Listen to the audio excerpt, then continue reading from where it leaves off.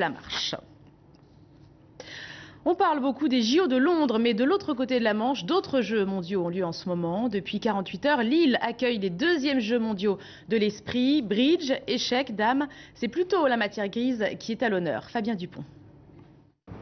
La tension est palpable, concentration, réflexion. Attention, l'attaque va être très rapide.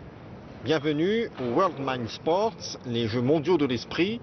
Comme au JO, les joueurs ont été sélectionnés, 5 disciplines, le bridge, le go, le jeu d'échecs traditionnel, le jeu d'échecs chinois, le Yangtze et le jeu de dames. Des parties chronométrées, des règles strictes. Au jeu de dames, on est obligé de prendre du plus grand nombre de pièces. La règle du soufflet n'est pas jouée, n'existe plus depuis très longtemps. C'est un jeu de stratégie et de tactique. Et souvent, ça fait réfléchir plus qu'on ne pense.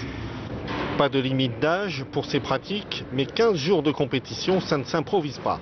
À raison de 8 à 10 heures par jour de compétition, il faut être en forme physique, il faut avoir un entraînement tout à fait adapté.